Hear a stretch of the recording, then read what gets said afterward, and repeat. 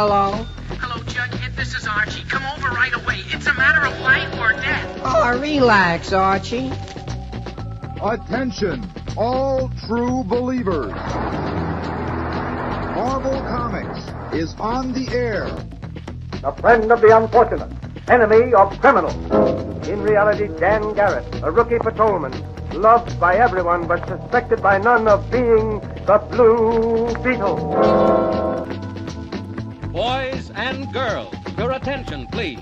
Presenting a new exciting radio program featuring the thrilling adventures of an amazing and incredible personality. Faster than an airplane, more powerful than a locomotive, impervious to bullets. Up in the sky, look! It's a bird, it's a plane, it's Superman! 10, 9, 8, 7, 6, 5, 4, 3, 2, 1.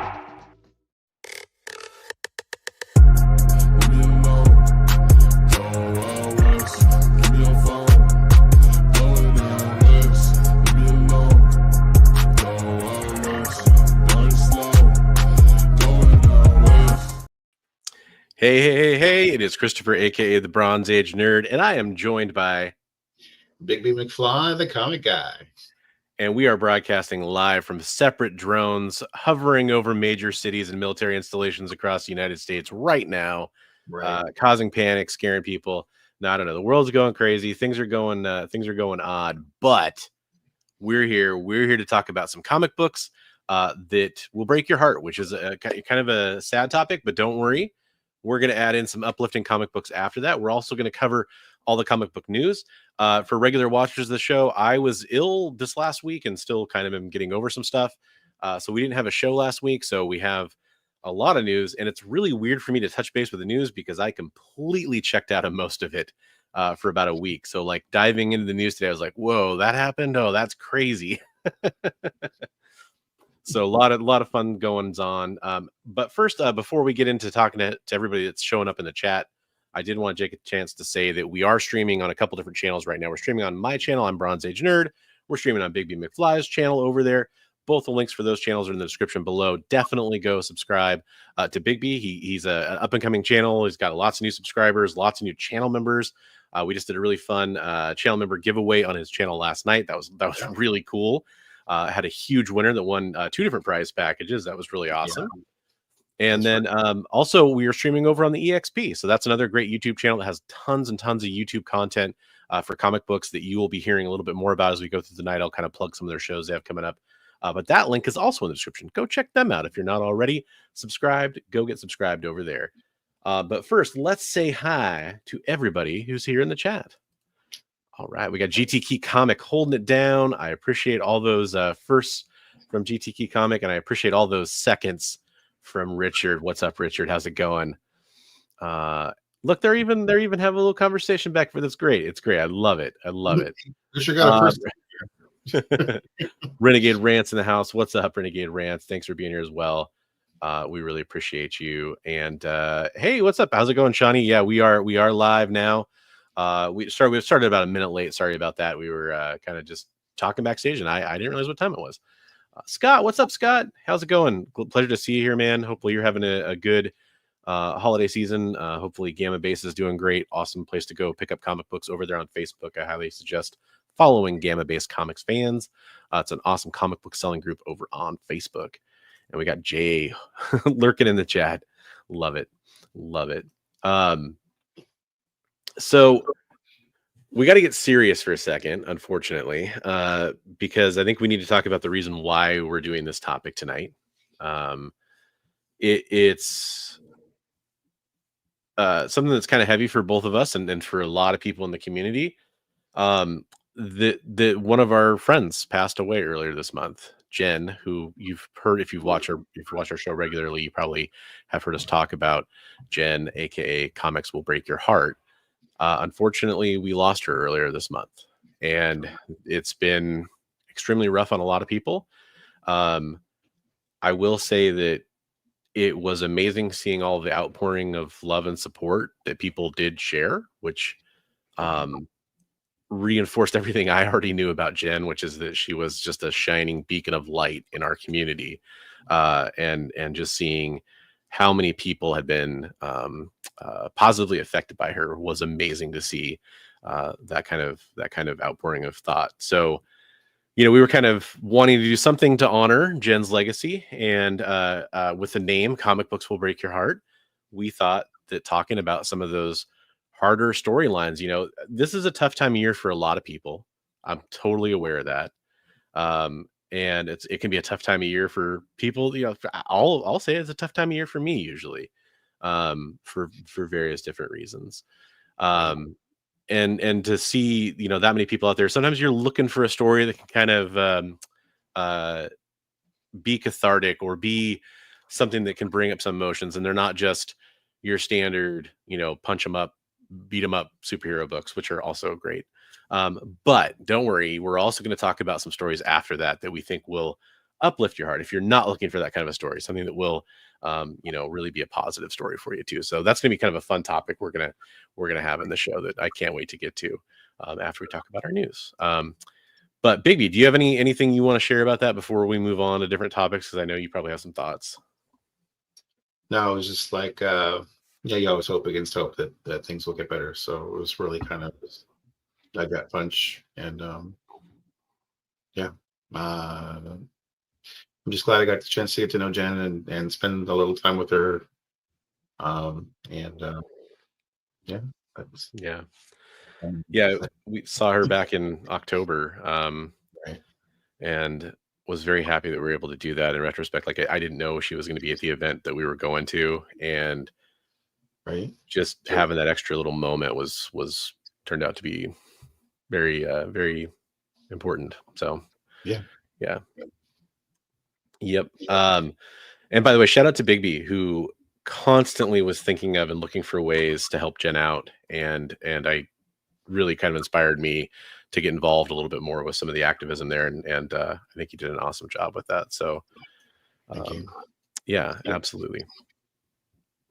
So we have some comic book news to talk about, and then we will get into our main topic for the show.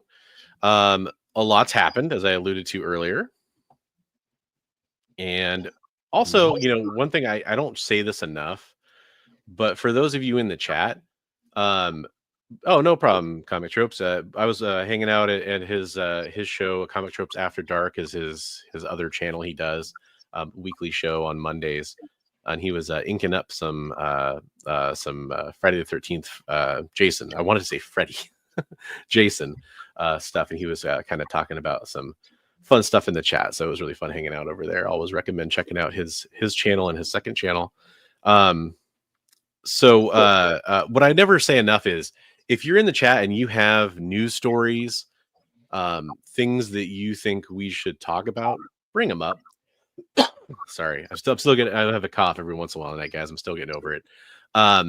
But bring those things up. And also definitely when we get to the storylines that have affected you, I'm most interested to hear about what the chat has to say for the stories that have affected you, or that have, either broke your heart or helped mend it when you've had those times where you've needed those kinds of things, because I'm extremely, extremely curious to see that. Good point, Richard.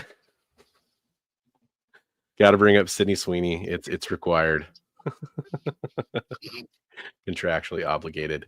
All right, so let's move into the news for this week. Some of it, like I said, is actually a little bit older than a week. This is back from December 6th even. But this is pretty cool, and this is one of those things where we talk about spreading the love of comic books. I know Bigby mentions that in his videos, and I'm glad that he does, because it's a very important thing. It's something I believe in a lot. I know obviously he believes in it a lot. I tell you to read comic books every day, which to me is kind of just what comic books are important to all of us for reasons that I think most of the people that are readers and fans know. Well, here's an opportunity for more readers to get involved. We've got, you just look on this rack right here. This is inside, I think this was Dollar Tree, right? I want to make sure, Dollar Tree. It was a discount dollar store. You've got Superman comics, you've got Wonder Woman comics, Batman, Harley Quinn, Green Arrow, comic books that people that are going to go into a Dollar Tree, they're going to recognize a lot of these characters from movies and from comic books and animated shows and all that kind of stuff. And these packs of like number ones are being sold for not $1. Nothing's $1 anymore, right? $1.25, but pretty darn close, which is well below cover price. There's a list of the comics here if you want to go check out this article on Bleeding Cool and kind of get caught up on this with all the different comic books they have. But a lot of good number ones, a lot of good jumping on points. I think this is cool. I think this is awesome. Yeah, I think it's an interesting idea. I think it might have been better if they would have done some more current stuff, because a lot of it looks like kind of like New 52 and yeah. So maybe even like the Absolute stuff might have been cool, because like I discussed this with a couple of my friends and we're like, man, like if the point of it is to bring new readers in, like you're going to go in reading this stuff and you're going to go to the comic shop, right? And you're going to be looking for the next issue of what you're reading, right? Yeah, exactly. Right. So, but you know, I mean, it's a good idea. Yeah, getting any new readers in is good. It's a good point, and to to kind of Renegade's point here, mixed with what Bigby is getting at, what I would love to see. I don't know how many people ever picked up those Walmart packs that came out. They did they did Marvel and DC primarily. Yeah, those were cool.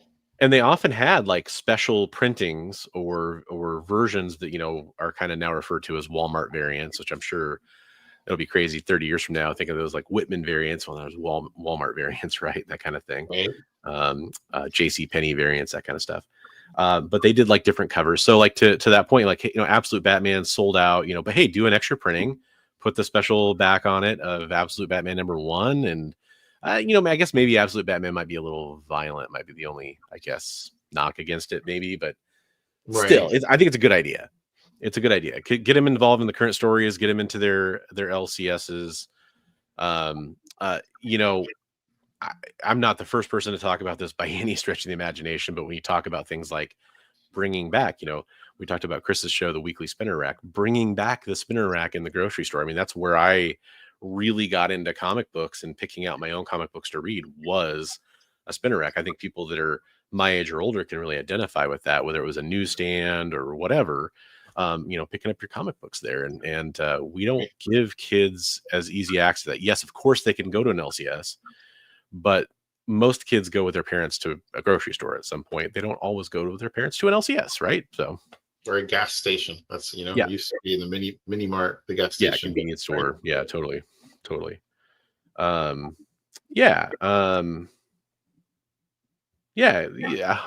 100%. I agree with that. I'm really glad to see it. So this to me was a really positive thing to see. DC has definitely done like they've put some stuff in Walmart before too, like the I can't remember what they called it now, but like the larger format books that had a bunch of books printed into it. I don't know if they were the smaller format ones, right? Well, yeah, it was in a they did one that was like almost like a trade, but like on cheaper paper, and I think they did one that was like in kind of a smaller than comic book size too. But okay, my Walmarts didn't really get those, but I know a lot of people did. Back in the day. Oh yeah. Oh, cool! I did not know Winco had the discount DC Comics. That's fun.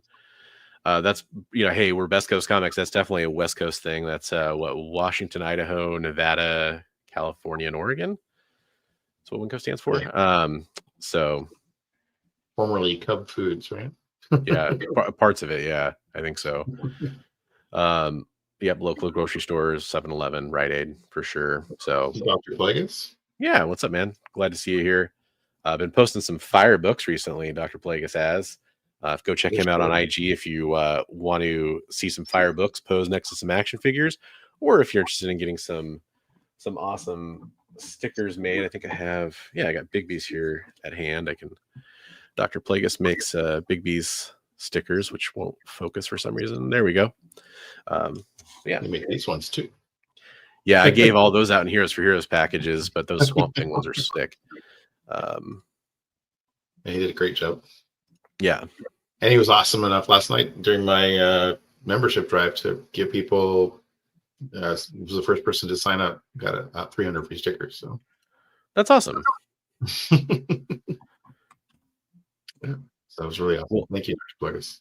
Speaking of spinner racks, I'll just jump ahead of my stories because it was a perfect segue. I saw this and thought it was really cool. This is from ICV2, which is a great, primarily retailer, publisher, industry side of things, source for comic book news. But there's a new spinner rack coming out that disassembles, which I think is really fun. With a carrying case? Interesting. Yeah, so it comes with a carrying case.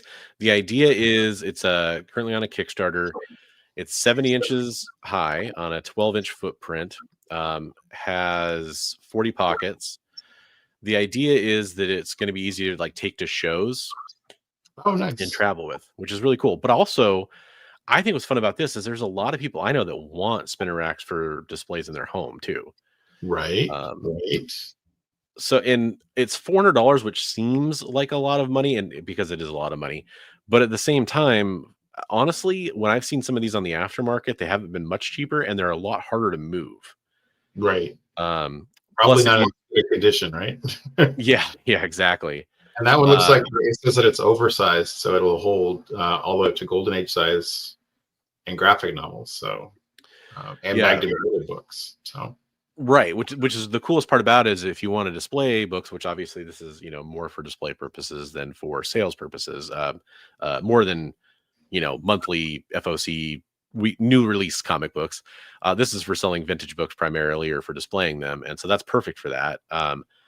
One pro tip for these, by the way, for people that don't want to damage their comic books, get some of those clear backing boards and put those in the front comics that are going to display, because then you can still see the comic book, but you have something that's protecting the front of the comic book from being up against the wire. So, or you can just use those for every comic book in there.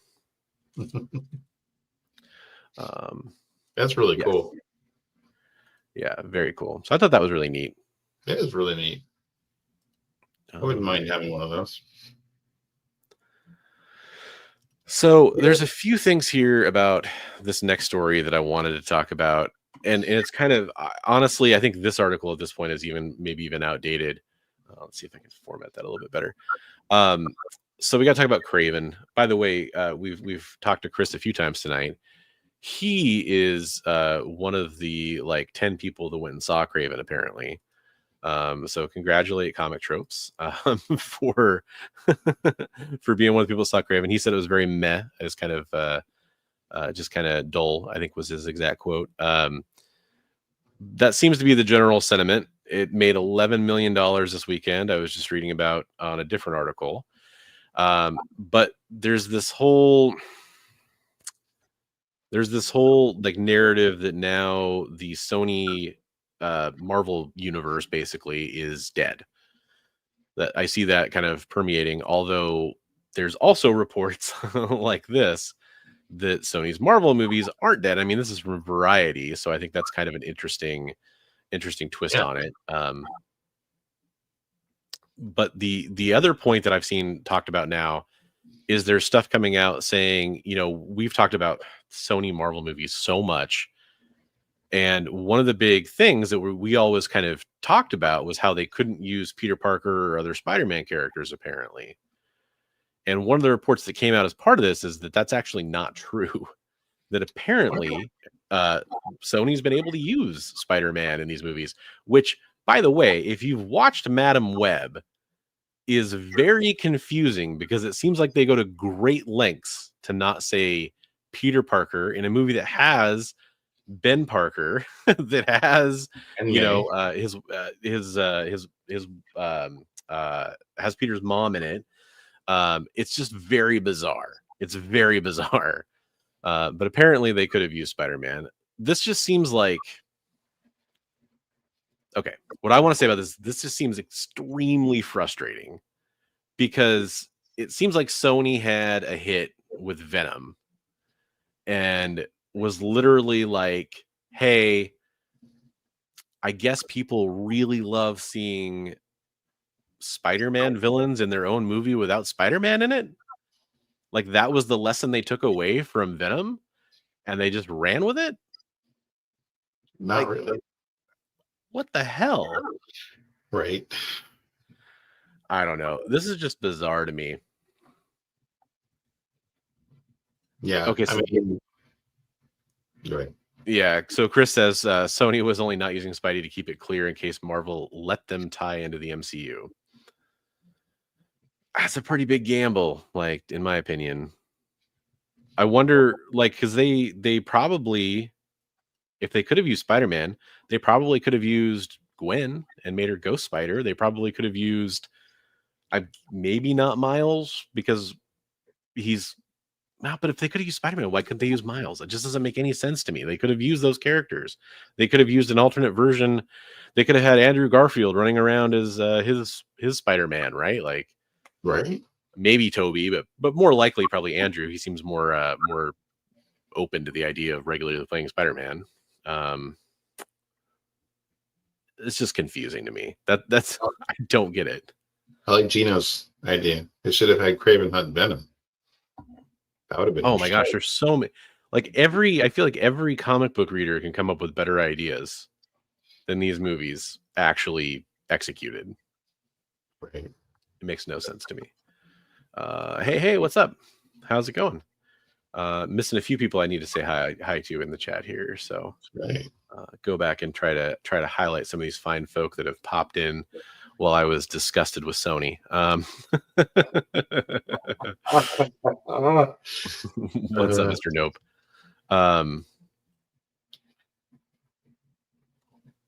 Sorry about that, but yeah, it's just baffling to me that this continued for so long. Yeah, they should do Ghost Spider, Miles, Black Cat, Silver Sable is a great suggestion. You could do a movie with that. Have her going after a couple of the, Scorpion, something like that, right? There's all kinds of stuff. I mean, you could do my dream of having a Cardiac movie someday, which would be fantastic. It's actually a character I really non-ironically like. Not that I think he should really have his own movie, but I'd be happy. You can do all kinds of things. There's a lot of good characters they could have used for sure. Yeah, and it's just baffling to me. Like, I just don't understand what the thought process here was from people that are clearly capable of making some good movies, or at least some, good production value, studio popcorn movies. That's the word I'm looking for. And it's really, you got all these characters that are beloved by people, that have interesting backstories, that cross over with each other. So I've heard that it's from everybody that it's the best Sony non-Spider-Man movie that they made. So they said, like you said, popcorn movie. It's a good popcorn movie, they said. But all I've heard about it is it was pretty boring, is kind of what I've heard from everybody. So I don't know. I think Venom will probably go down as their legacy at this point. If this truly was the nail in the spider coffin for Sony. Because I saw another report, which is, I don't know how much weight to put behind it, so I didn't even include it. Another report that said that Sony is now considering selling the Spider-Man rights to Marvel, in total. Well, it's not a bad move. Yeah, I mean, be interesting at this point. So, won't they? What do we heard? We heard all these rumors about Ryan Reynolds wanting to buy into Marvel. Why don't they sell them to Ryan Reynolds? Ryan Reynolds will cast himself as Spider-Man. Donald Glover's no Hustler movie. Yeah. It's just, I don't know. It's bizarre is probably the best thing I can use to describe it. Bizarro is the wrong universe. No. Speaking of the Bizarro universe, though, let's get to making Jay happy here and talk about something slightly different. There we go. The first poster man, first poster man. Yeah, this is the first appearance of Poster Man. No, this is the first Superman poster. That is really cool. Well, It is really cool. It is really cool. And I believe I heard Chris mention earlier, I didn't see it because I actually tried to go to comicbook.com and find a story about this, but I couldn't. I couldn't find a story, so I don't know if they just posted this picture. But I guess it's kind of a maybe like a lenticular poster. Okay. Jay probably knows more about this too. Jay told me that he got his alarm set for Thursday for the trailer. And he's going to do a live react to the trailer. So, you guys so cool. Up to Hydra Asylum. Jay's going to be doing live react to the trailer Thursday, 8 a.m. I imagine. Hi, John. I imagine it's just going to be Jay like sitting there crying for a minute and a half. Oh, it's animated with the new theme. He's going to be crying with tears of joy. I'm excited for this. I have that. I think a lot of us have that feeling of like, please don't suck. But I just don't think it will. I have faith in James Gunn to deliver a good movie, but hey, on the flip side, Superman is a hard character to nail cinematically, and it's obviously a very important, like, of all the things that happened with the James Gunn taking over DC Studios and all that, the idea that, hey, we're going to basically more or less lead with Superman is pretty bold. Pretty bold. He's one of the big three, right? Yep. And you could argue like, oh, technically it's Creature Commandos, and technically retroactively it was Peacemaker, all that kind of stuff too, because they're kind of adding some of these things in bit by bit. But let's be honest, Superman's the first real shot fired basically, and let's see if it's faster than a speeding bullet or not. My money is on that it's going to be a decent movie at least. And there's a lot of pressure on James. I'm sure he's going to put his best foot forward to launch this thing right. So yeah. Comic Trips is joking about the Clayface announcement that, well, not even really announcement, but leak, I guess, is probably the best way to put it. That came out, that we're going to get a Clayface standalone project to follow up Penguin, basically. Clayface musical. If it's the Clayface from Harley and Ivy, that would be good. That would be good. I'm all about that. Okay, cool. You're enjoying Creature Commandos. I need to watch it. I've just been so out of it the last week with being sick. Yeah, I saw that first two. That's pretty good. Yeah. Okay, it is an announcement. Thank you. I got a real time fact checker that I feel confident in here. I appreciate that. Yeah, like I mentioned, I've been out of it the last week, so I know I saw something about it, but I was out. The one day I felt better, I was out doing some social stuff, and I was just like, "Oh, that's cool. I don't have time to verify that this is actually happening." Yeah. Is this April Fool's? What's going on? Right. The infamous December Fools. 9/11/26. There we go. Wow.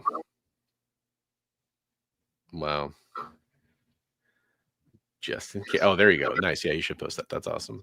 Yeah, people go watch that with Jay at 8 Central on Thursday. And then afterwards, come on back and leave a comment and let us know what you thought about the trailer. Yeah, for sure. Like Bronze was saying, we'd love if you guys have news ideas. You can always hit us on Instagram, or you can leave a comment in a prior episode, and we'll pick it up and take a look and see what we can find out, and then cover it on the next episode for sure. Definitely. I did want to take a second to, I mentioned earlier that we're streaming over on the EXP, as well as Bigby McFly's channel and my channel, Bronze Age Nerds channel. All the links in the description below, but I did want to take a minute to talk about some of the programming that's coming up on the EXP. So tomorrow, Tuesday, one of my favorite shows on the EXP is Minute to Skim It. You've heard me talk about it before if you regularly watch the show. I do recommend checking it out because I appreciate getting like quick, small reviews, quick reviews of comic books that are coming out for New Comic Book Day. A lot of the major releases that are coming out. You've got my old co-host Kyle. You've got Jay, who's our producer in the show right now. And you've got Miss Jen from Space Cadet Comics talking about new comic books that are coming out on New Comic Book Day and kind of giving you their quick little capsule review is the best way to put it. I highly recommend checking that out. You can check it out at 7 Eastern, 6 Central, 4 p.m. Pacific. It's one of my favorite shows on the XP, and I definitely recommend kind of getting your information about all the new comic books coming out tomorrow over on Minute to Skim It. I'll say hey to Chaos Prime. Hey, what's up? How's it going, Chaos? The son of one of my coworkers. Oh, nice. Right on. He has a YouTube channel. He does stop motion animation. So you guys, if you want to watch that, check it out. Oh yeah, go check it out. Definitely go sub him up. Very cool. Very cool. So I am tired of talking about movies. Let's talk about comic books. All right. Let's talk about how Professor X is the next big X-Men villain. Yeah, weren't we talking about this last time? How you were tired of that?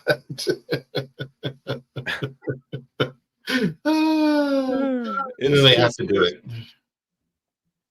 It's just, I don't know, man. Haven't we done this before? By the way, I love this is the next like crossover event for the X titles. It's kind of coming after the From the Ashes stuff that's going on, which I'm not caught up on. So it's still, I'm kind of thrown up for a loop with this stuff, but it's going to begin in Uncanny X-Men 11. This is my favorite part, culminating in X Manhunt Omega 1. That is the lamest title ever.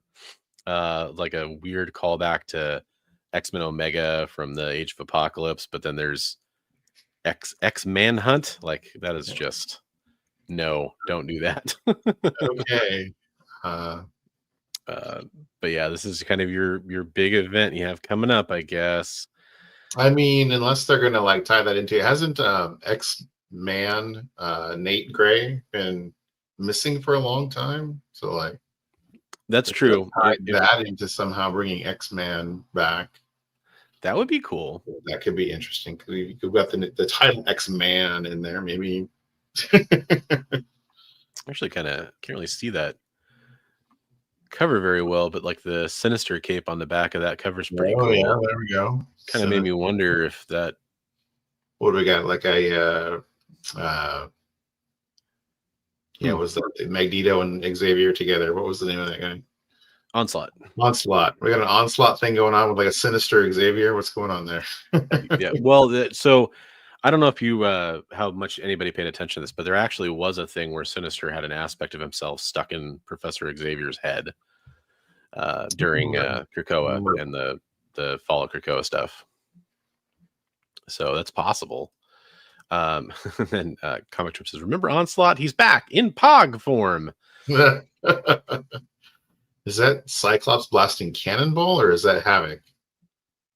I think it's Booster Gold. No, it looks like Cannonball. Like Booster Gold, but I know that's not Booster Gold. I wish I could make that image. That looks like Cannonball to me. It does look like Cannonball. Okay. Yeah. But it also kind of looks like Havoc's headgear. So right. I don't know if what Havoc's current costume looks like in this new reboot. Marvel Unlimited, for whatever reason, maybe I'm totally wrong here, but it feels like they're releasing the comic books for the From the Ashes stuff out of order, because some of the stuff is just not. Seemed to take longer to come out, so I'm actually kind of waiting for more of it to be available so I can kind of binge read it in the actual order. Make sure that you read it in the right order. Yeah, because I don't really like for Marvel Unlimited. One of the benefits to me is it's kind of like I treat it like Netflix. Like I kind of go in there, I kind of like watch what I want. I know that binge watch thing is overused, but I for comic books that are kind of in that monthly release format that tell that kind of slow 5-part story, I would way rather read like 5 issues at a time. Right. It's way more fun. A few more people hopped in here. Let's see. We got Comic Ozzy. What's up, Comic Ozzy? Hello, Pleasure sir. to see you. And we got Travis. Hey, what's up? How's it going? Comics with Bueller. Definitely go check out Comics with Bueller as well if you're not already. And Comic Ozzy is another person that I'd recommend following, like on his Whatnot, for example, and his Instagram feed. Yeah, a lot of great people in the chat tonight. Some really cool books, some nice high grade books. Very true. The X-Manhunt Omega Fall of the House of Zombies return again. I love it. Love it. Hey, what's up, Michael? Thanks for joining us. So I don't know. I part of this is like I've heard not so great things about people that are caught up in the storyline,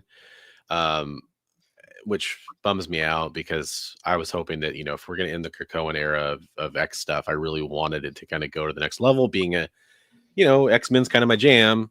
I won't complain about better X-Men stuff, but kind of your jam. Yeah.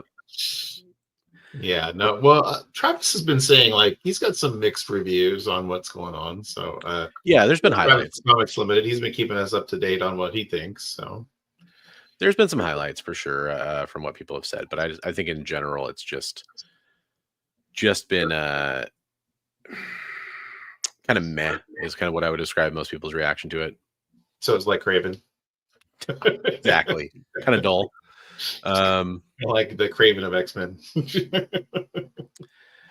So this is kind of the next story is kind of a oddity, strange story. Sorry, guys.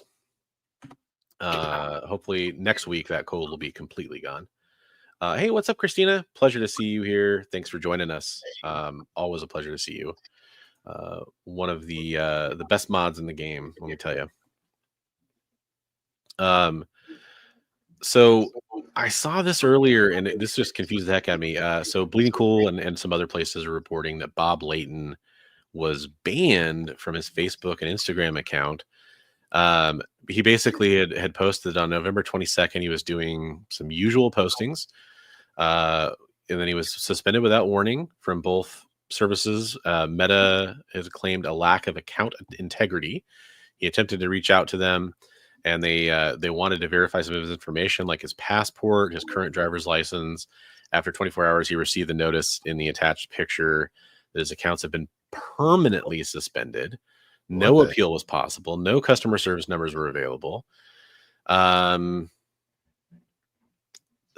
he basically got stuck. Which, look, I don't know. I don't know. Maybe something got posted that automatically triggered this. But I've also seen so many times with these social media services where literally nothing happens that's against their terms, and people get suspended or banned or whatever. And it's getting really frustrating because, like Bob talks about in his post there, oftentimes you don't have a real human to kind of be like, hey, right, I saw this happen, and now what, why did it happen, and what's the next step? I mean, there's no information provided. You did something wrong, you're banned, and then you appeal or something, and then they say, oh, now you're permanently banned because they, the algorithm that they use or the AI they use to find the stuff found it again and says you're out. And you have no idea what it was in the first place. Yeah. Now, conversely, like we've had experiences, streaming on this service where we've done and said things that got flagged automatically, and had to go through some really scary classes that had nothing to do with what we got flagged for. Right, exactly. Full disclosure, we got kind of like a restricted form of monetization for the video where we interviewed, a lot of people know her as Madam Blaster, Madam. The cosplayer artist, we were talking to her. Well, I think my guess is that some of the content in that video, which was art, was flagged, and then I got restricted monetization. I appealed that, and they reversed it. I didn't see that on mine. Right, which is the same stream. So how is it a different result, right? How does that happen? So this stuff's really frustrating. Hopefully, somebody can get Bob Layton back on. I think sometimes celebrity is kind of a tricky word to use, but sometimes having a following can help with these things, which that's unfortunate. It shouldn't be that way, because a lot of people, this happens to them and they didn't do anything, and they have no, following to kind of, beat the war drums and say, hey, why'd this person get banned, and have somebody human actually review it and look into it. So that's just unfortunate that this happened, and I do hope you can get it sorted out, because artists, writers, comic book creators, they need their social platforms to advertise a lot of that's how they get their word of mouth and con appearances and all this kind of stuff out there, right? So yeah, absolutely. I think that's terrible. Speaking of things I think are terrible, there's some weird stuff going on with Diamond. So have you heard much about this, Bigby? I just skimmed the top of the thing where it's saying give your retailer a hug.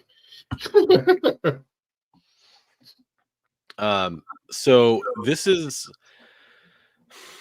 apparently, according to this article, this is fallout from the closing of the Plattsburgh distribution center, which we talked about previously on a different stream, previously on Best Coast Comics.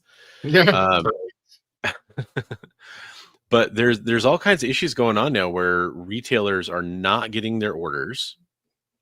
They're delayed with seemingly little recourse, kind of like the social media situation with Bob Layton.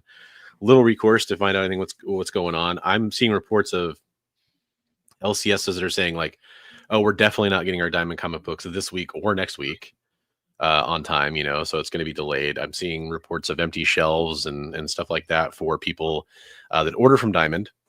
But worse, in some ways, I know I saw a video from Billy over at Economics and Comics where he was saying not only is all the delays going on, but he also got like an order that was like, you could, he said that it was described as a box where you could have fit 500 comic books in it. And there were like 4 things in it, basically. And there were like a previews magazine and like a heavy hard paperback, not hard paperback, hardcover. That's the word I'm looking for. Hardcover book. And some comic books, and I'm exaggerating if there's more than like 4 things, but 4 different types of things in there. And the comic books all got destroyed. And that's kind of been the story for a long time with Diamond as far as their shipping goes. Yeah, I mean, but it's gotten even worse. They always do the best protection for the books, for sure. Yeah, and they randomly will kind of protect a comic book that they send out, like a ratio or something like that, or an incentive, but not consistently by any stretch of the imagination.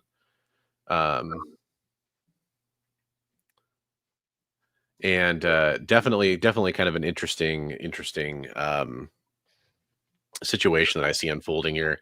And it does kind of make me wonder, talk about in the wake of the closing of the Plattsburgh facility, you talk about different publishers have left Diamond, although a couple have gone to Diamond.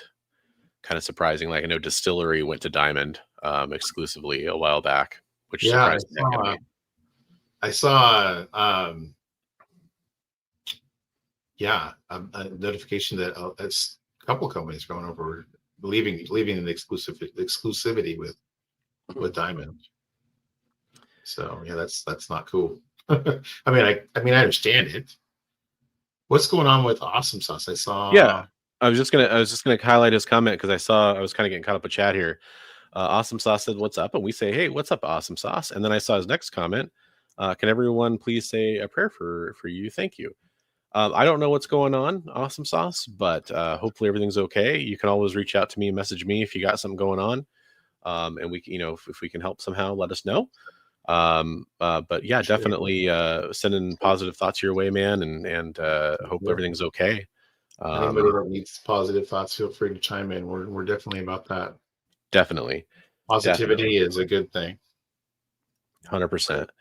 Awesome Sauce is a really fun, cool dude. I don't want to like blow up his spot. I don't know if people know. I mean, a lot of people know who he is. He's got kind of a claim to fame. But I don't want to. If he doesn't want to talk about it here, I won't out him as what he used to do. But he's a pretty cool dude, and I've loved following along with him. And he's always a hoot. He appears on some streams occasionally. He's really a funny guy. So I wish nothing but positive things for Awesome Sauce. Let's put it that way. So yeah, Renegade said his LCS had 2 orders destroyed and 4 to 7 days late now. Scott, if you're still in here, do you still get stuff from Diamond, Scott? Because I mean, you essentially run a comic book store. You guys do a lot of orders. I'm curious what your orders have been like.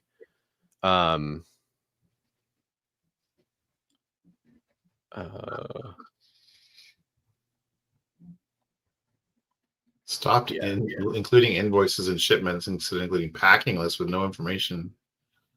That's not good. No, it's terrible, man.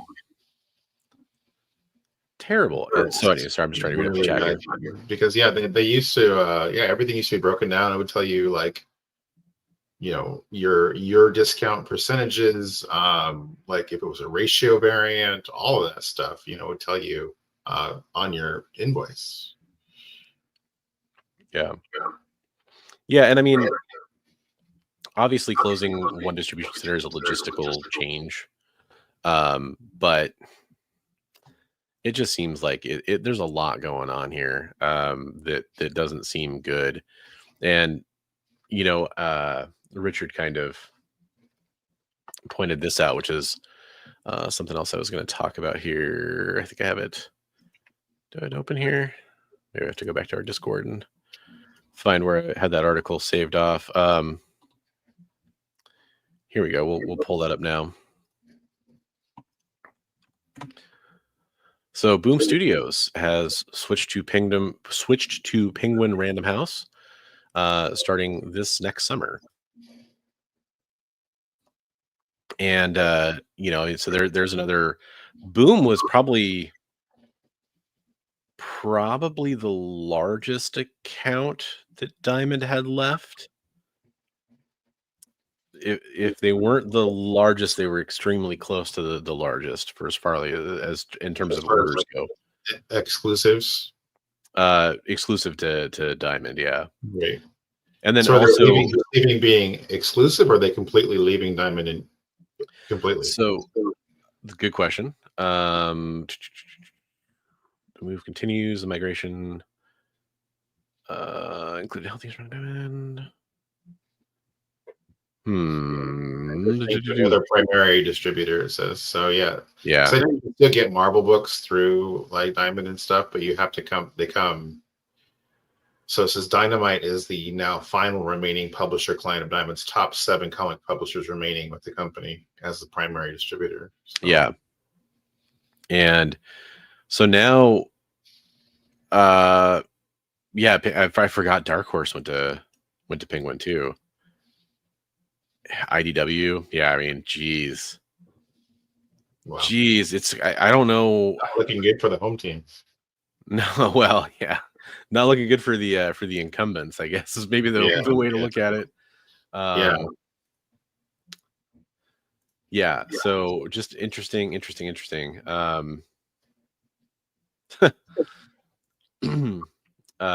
I'll read this comment first. This first one I saw. I just want to know: does Diamond play football with the boxes before they ship them out?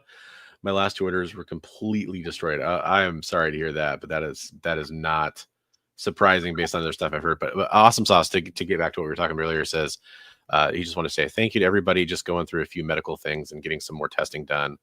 Love you guys. Well, hey, we're hoping for the best results from that testing that you could possibly get, and hope everything does turn out and everything goes well for you, because I definitely, sending positive vibes your way. Hey, what's up, Sickotron? Good to see you. Hey. You're late, but hey, we're still covering lots of news, and we're going to talk about coming up actually pretty soon here, comic books that will break your heart in memory of Jen. We're going to discuss that topic, and then we are going to talk about some uplifting comic book stories after that, some of our favorite heart-wrenching stories, which, Diamond's situation is heart-wrenching in a different way. Let's put it that way. Nothing was more frustrating than opening up a box and finding that your 1 in 100 variant cover was damaged and they couldn't replace it. Yeah, that's the worst part too. Diamond is not easy to get replacements through. I know you can in some cases, but they're one of the harder ones to work with from replacements, from what I understand. Everybody has different opinions on that, but that seems to be the consensus. Um, all right, so I think this is our final news story. Except for one other one, but yeah, this is kind of a more positive news. Maybe, depending how you look at it, I guess. But we do have a showrunner that has been attached to the Nova series for Marvel. Um, so Nova has been coming for a while. We've known that, and now we finally have a seasoned showrunner. I'm not familiar with Ed Bernero, but he was on Criminal Minds, which I know was a massive show. I didn't watch it, but it was big. And he's replacing the Moon Knight scribe, whose name I'm probably going to butcher, Sabir Pirzada, who was originally tapped as the writer when the project was in development 2.5 years ago. Nova Corps, I know Kevin Feige has said we're getting Richard Rider and Sean Alexander. Is that the new one? Sam Alexander. Thank you. The newer Nova are both going to appear in the MCU. I don't know if we can take that to the bank, but that's what his comment was at the time. So a lot of people have been debating which Nova we're going to get. It sounds like we're going to get probably a Nova Corps, so we're probably going to get a lot of Novas, is my guess. But yeah, pretty fun stuff for fans of Nova, which, it's still kind of one of those major characters that we have yet to see in the MCU that we're finally getting closer and closer to getting them involved. So. How many times have we seen the Nova Corps in movies now? I mean, we've seen them like three different times? Yeah, that's true. We have seen the Corps for sure, like the larger Corps. They've been all over Guardians, and I think kind of maybe loosely attached in a couple other films. I feel like they were in one of the Thor movies too. Ragnarok? Not Ragnarok. Love and Thunder, maybe? Yeah. But yeah. Just Bill, that's right. And hello. Love it. Happy Monday. How's it going? John's Comics with Kids. Glad to see you in here. I may have missed some other people. Just checking. Okay, cool. Yeah, so it's definitely one of the more interesting kind of events that happened. I just pulled this. This was the last story I pulled. We'll pull it up. I don't even know if I really had time to digest this, but speaking of James Gunn, I love the title of this. James Gunn won't stop shutting down Batman 2 rumors about villains. So the long and short of this is that there's been some rumors about Batman 2, and he's clarifying yet again, which I do appreciate him having to kind of constantly step up and saying, like, stop talking about casting, stop talking about who the villain is. And the reason why is because he says in this quote here, firstly, no, which I'll talk about what that's about in a second. Secondly, that couldn't be the case, as there hasn't been a first draft of a script. That's a mic drop. So basically, people are saying that Clayface and Scarecrow are both set to appear in the new Batman film. But he's pretty quick to say, well, we'd probably need a first draft of the script before we did that. So I love it, because whether or not they've decided that behind the scenes, it seems like studios would always, for like the Batman movies, right? It seemed like they'd be like, well, let's pick out the villains and then we'll worry about the story second. Right? Like and that happened a little bit for Spider-Man too, I feel like at times. Hey, let's worry about the story, the script, and then we'll figure out the villains based on how the story needs to go. Like, I kind of like that approach. Yeah, kind of. I mean, a lot of the story has to do with the villains, right? I mean, it does, but you can also tell, like, what story do I want to tell with, if you think about what happened to Batman in Bruce Wayne in the Batman film, the Matt Reeves one, right. You can kind of theorize, like, okay, well, where's the character need to go, and what villains might best serve that direction, right? Yeah, I could see that. So it doesn't have to be that you never choose the villain and then decide, what the story's gonna be after that. I'm not saying that, but you might say, like, okay, we're gonna try this, and we're gonna really try to turn it into a Scarecrow story, or really gonna try to turn it into a Bane story, or whatever it is.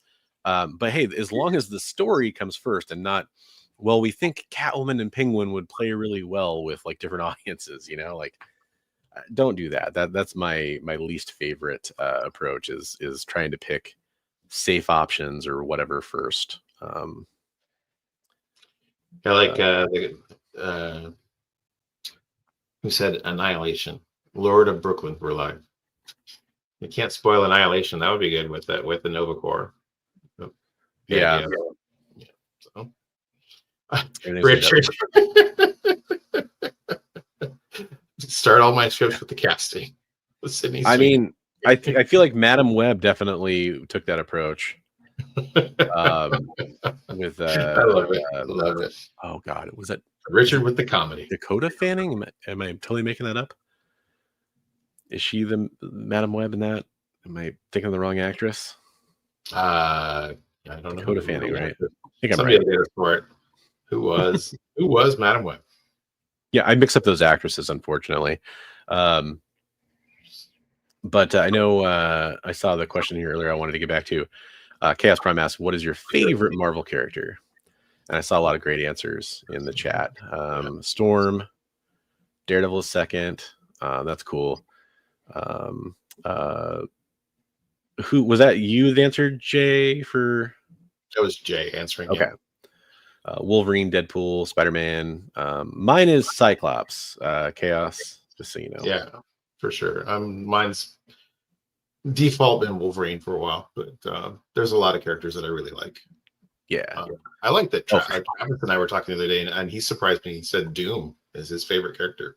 Oh, that's a great choice. Solid choice, for sure. I was like, oh, really? Yeah. An interesting, non-usual take, Yeah.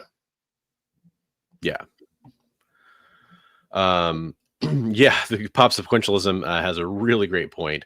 What script requires a massive setup with the Penguin and the Hangman to land on the Joker in a third film? Because that is almost certainly how they're going to do it based on the ending of the first Batman movie, which if you haven't seen it, spoiler moratorium is up. There's definitely the Joker angle is explored at the end. Or it could, I'd almost give him credit if they never paid that off and just said like he's just one of the guys out there, right? But I'm sure they're going to go that way too. Richard says Thanos. Yeah, Dakota Johnson. Thank you. There we go. I thought I was making that up in a fever dream. John says Psylocke as drawn by Jim Lee. Wise man. Absolutely. Wise man said. Yes, thank you, Dakota Johnson. I appreciate all the corrections. Cyclotron, definitely a Venom fan, big time. And he's worn out from all the movies, massive series, venomized everything. Yeah, that could wear you out. Oh, cool. Okay. Right on. Swamp Thing, watch on the list, right? I think I missed something there. Swamp Thing watch on all this. I must have missed what that was. Probably watching Swamp Thing on the vacation, I think is what he's probably guessing. But hey, we've discussed pretty much all the news. Let's take this opportunity to talk one more time about one of our shows that's also going to be happening over on the EXP tomorrow. Or actually, I shouldn't say tomorrow. Let's talk about a benefit they have coming up. It's to benefit Monarch Comics, which unfortunately it's a local comic shop that had dealt with a fire that was very close to Kyle, and so he wanted to step in and kind of help him out. So they have a benefit sale happening December 17th at 8 Eastern, 7 Central, and that'd be 5 Pacific. So definitely go check that out. I guess it is. You know what? I'm sorry. I guess I got my dates mixed up. That it is tomorrow. So yeah, go check that out tomorrow. Yep. Definitely love to see people coming together to support a comic book shop. Absolutely amazing, especially one that just went through essentially a devastating fire. So go check out Kyle's Facebook if you want to see some posts about that, or look up Monarch Comics. I can relate to that. Being in the bottom floor of a skyscraper, and a lot of the upper floors were mental health people, and somebody decided to intentionally light a cigarette, stick it in the couch, and leave. Jeez. And so I'm in the bottom floor, so all of the water from all of the fire came down to the bottom floor. And I just got brand new plastic. You know what great water catchers are? Plastic boxes for comics. Hold water. They don't drain water. Yeah. Yeah, that's unfortunate. Ugh. But yeah, go check out that fundraiser for Monarch. Hopefully we can support him out. It's funny because we were just going to get into that, and I do believe that will come up on our list. So just for those of us that have joined us since the beginning of the show, in honor of our friend Jen, who passed away earlier this month. She lost her fight with cancer, unfortunately, but not for lack of trying. She fought like hell.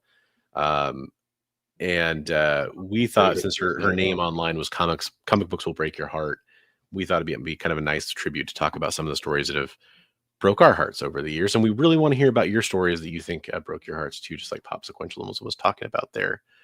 For sure. There's so many. Like after I gave you the ones I gave you, I was like, oh, and I'm like, oh no, I gave him enough. It always happens that way. This isn't really. No, I just deleted it. I want to highlight it. There we go. See if I can bring up at least a picture of yours, because you were smart enough to post some pictures. So I'll let you start off our list, since we just mentioned it in chat. You want to talk about We 3? We 3, it's an amazing story by Grant Morrison with art by Frank Quietly. The story centers around 3 animals that have been abducted and experimented on by the government. And the government comes in and says they're going to pull the plug, and the scientist, one of the scientists, lets them loose rather than let them be killed. And so then it's the story of basically, have you ever seen the Incredible Journey with the 2 dogs and the cat? Familiar with it. I haven't seen it. Okay. It's kind of like that, but with like guns and missiles and rockets and lots of gore. You got a dog, a rabbit, and a cat. And the ending, it'll leave you teary-eyed and wiping your eyes. It's pretty good story. Very good story. Just amazingly well done. The characters can speak because they've been augmented with technology and everything. So it's very good. Wow. So it's funny. The craziest thing is, so I hadn't read We 3. I've heard of it. It had been a while, but I've definitely heard of it. And then today I was on Reddit and I saw somebody posting, like in one of the comic book forums, about, hey, any love for We 3? So just kind of a weird coincidence, really. It's a really, really good story. Kind of made me think about that. So I haven't read it. I definitely want to. Rated, very affordable and really well done. Wow. Sorry if we were the ones to inform you, Awesome Sauce, but it was back on December 4th, 5th? I believe. 4th or 5th. Yeah. We found out about it like a day later, I think is how it went down. So I think it was the 4th. But earlier this month, unfortunately. Sorry to lay that one on you if you hadn't heard. Yeah. I know Bronze was the one to let me know, and he said, hey, I'm sorry to be the one to probably break this to you, but and I was just floored. Yeah. I think and like I said earlier, I think it affected a lot of us. And that's part of why we wanted to honor her memory in kind of a more of a poetic interpretation kind of a way. But also I figured, like I said earlier, this time of year, there's a lot of people that are kind of seeking out that kind of content more than usual because of different feelings, or Blue Christmas, or whatever you want to call it. Right. Pop Sequentialism, talking about We 3, said James Gunn was hoping to do a We 3 film for years, and he kind of did in Guardians of the Galaxy 3, which makes a lot of sense from what we've seen from that description. Yeah. Finagled some of that in there. Homeward Bound, yeah, there we go. Homeward Bound, that's it. Yeah, that's it. Ooh, so I didn't follow Injustice long enough to know that happened. Damian accidentally kills Nightwing. Oof, the beginning of Injustice could be an entry in this for sure on its own. Some really sad stuff in it. Yeah. Well, that sounds like a great bring up. So for mine, I didn't post like covers. I probably should have, because it would have been fun to have that up while I'm talking about it. I always go back and pull them up while I'm talking. Yeah, well, there you go. I'll cover the first one though. I don't think I need to have an image associated. I think everybody's familiar with this one. So the first one I'll talk about is the death of Superman, and I'll point this out to talk about how this is actually kind of, I set this assignment. This was kind of a little bit my idea, and I actually had a really hard time coming up with a list. And I realized that part of the reason why is because two reasons. One, I tend to avoid comic books that might be intentionally depressing. I'm not scared of depressing stories, but for comic books, I specifically use comic books as more of a surreal escapism type of medium, right? So I tend to gravitate towards sometimes horror comic books and sometimes darker comic books and sometimes more like real world, kind of, I have a lot of indie comics kind of go into those kind of territories, but I generally gravitated towards cape books and G.I. Joe and stuff like that, from my childhood. And so on that same vein, some of my choices might seem like low-hanging fruit because they're the ones that I absorbed, but they actually did affect me in certain ways.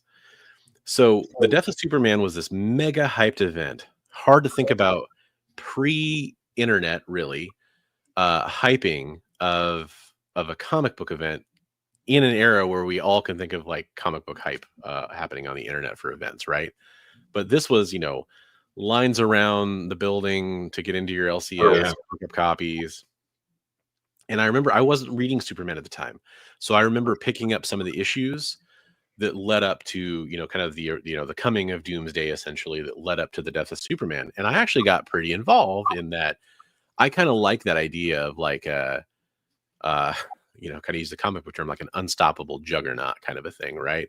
And that's kind of what Doomsday did. If you remember the storyline, he's basically just working his way through the Justice League, and really kind of some C-tier heroes, to be honest, but also some heavier hitters. And then he winds up with Superman, right? And because everybody knows the event, it's pretty obvious. We all know what's going to happen, or at least we assume that's what's going to happen, is that Superman's going to die. But you do want to wonder how that's going to happen. The fact that Superman dies by literally giving every ounce of strength that he has to stop this character, and then seeing the final splash of him in Lois's arms actually did really affect me, in a big, real way that I think a lot of people kind of see and kind of almost scoff at it. But if you really think about it for a second now, and of course, I'm the first to admit it's quickly undercut by the fact that he came back to life so fast afterwards, right? That definitely undercuts the significance of him dying. I admit that for sure. But if you really go back and just look at that moment, it is pretty, this is Superman has elevated himself beyond just a superhero. He is the epitome of superhero for most people, right? And for that character to die is, at the time especially, pretty insane if you really kind of stop and think about it. Right. Yeah, it's pretty cool. It's pretty cool in that way that it can tug at your heartstrings, and kind of really gives you kind of that kind of ability to kind of look at comic books almost like in a surreal way because of the importance of that event. Now, unfortunately, I think it kind of started a trend that wasn't great with superheroes dying. So it has kind of some negative connotations there too. But if you kind of take yourself away from those two factors, that he came back to life right away, that it kind of started that trend of superheroes dying much more meaningless deaths, or at least, catapulted that to the next level. I do think it's a very impactful story. So that was kind of my first choice. I kind of remember reading that, and there's this, doesn't he say almost the same line Optimus says in the Transformers movie? He says, because Optimus says Megatron must be stopped no matter what the cost. And it's like Superman says something like Doomsday must be stopped no matter what the cost. I'm like, okay, I know what's coming. He's gonna die. But and you knew it was coming. I mean, they hyped that like no other. But yeah, it is very impactful, especially for as a younger reader, for sure, reading that back in the day. Yeah, definitely. But yeah, and especially it was so much different than anything I'd read before that too. Like that's a big factor. You guys dropping the Artex. Yes. Yeah, that's a pretty traumatic movie from back in the day. Never ending story. They're gonna redo that, right? Oh man, should they redo that or should they leave that one alone?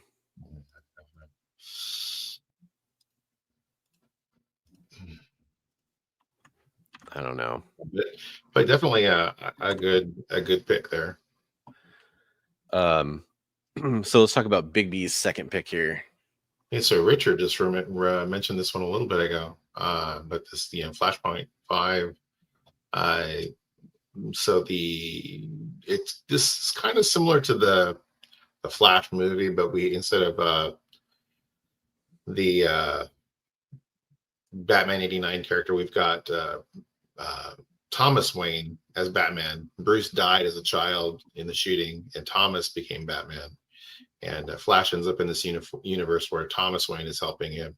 And at the end, that universe is ending and falling apart. And Flash is going to be able to leave. And Thomas gives him a letter for Bruce. And Flash gives the letter to Bruce. And Bruce reads it. And I don't have the last panel. The last panel has teardrops falling on the page. Yeah. So, yeah, so it's very, very touching. Yeah, 100%.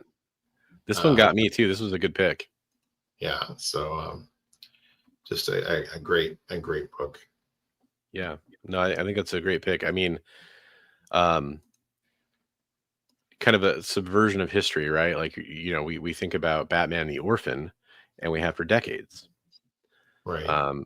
Thinking about the kind of inverse of that almost is his father having to grow up without his son, having to live with the loss of his son all those years, and then getting like a small form of connection again to his dad, and vice versa across universes, to be able to say, just really.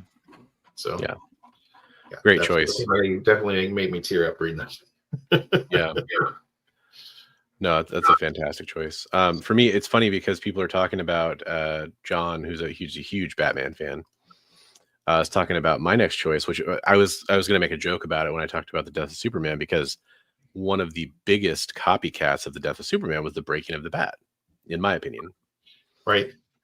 But, and I actually normally probably would not have much to say about the breaking of the bat, to be honest with you, with the exception of the fact that it affected me personally, because I broke my back in a car accident when I was 16.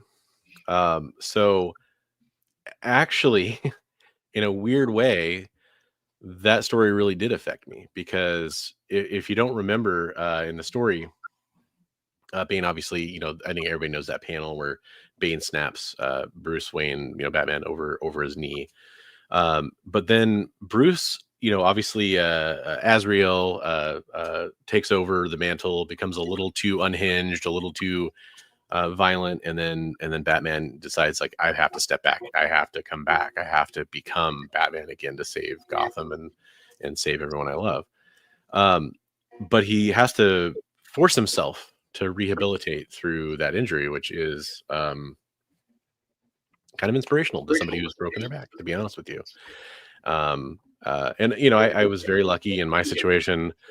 I fractured my L3 vertebrae. Luckily, I didn't have any spinal cord damage or anything like that. I do have some lingering issues to this day, for sure, from it, but I relatively got out of it unscathed, considering. But it definitely caught me on. How did you like the movie version of that? I was just going to talk about that, because in the final Christian Bale Batman movie, they kind of go over that. And I I liked it. It was almost like it was almost more believable in the comic book in a weird way, though. I don't know why. Just something about it just felt very Hollywood in the movie. Yeah, I think like the movie, I like the fact that they made it like where he was trying to do too much too fast. He wasn't in his peak fighting form and everything, and he thought he could just step right back in and be the hero of the day, and that wasn't the case. He had he got some lessons taught to him. Yeah, and I am seeing some love for the Breaking the Bat. I guess it's kind of interesting to look back on a story now that it's been enough time. I remember the Breaking the Bat when it came out was kind of, I felt like it was met with a lot of cynicism in the 90s at the time. That's what I remember of it, from my perspective anyway. But I look back on it and actually, I think the whole Nightfall, Night Quest, Night's End, the whole thing's maybe a little too long.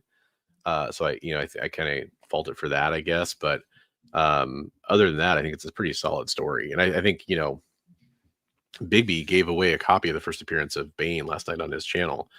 And I actually very glad that somebody won it, but I was actually kind of hoping for that book because Bane has actually become one of my favorite Batman villains. He kind of went from almost being a little two-dimensional to being very fully fleshed out, especially like in more recent runs with Batman.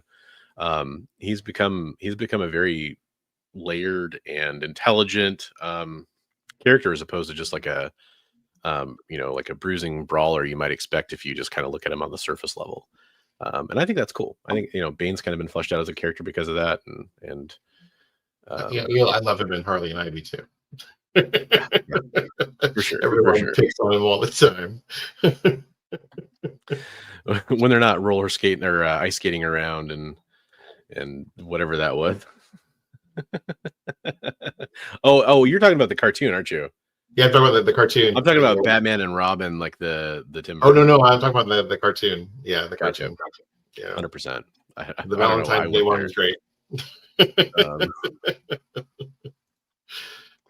But yeah, I think it's a cool story. I think it touches a lot of people that have had to come back from an injury or like a devastating injury.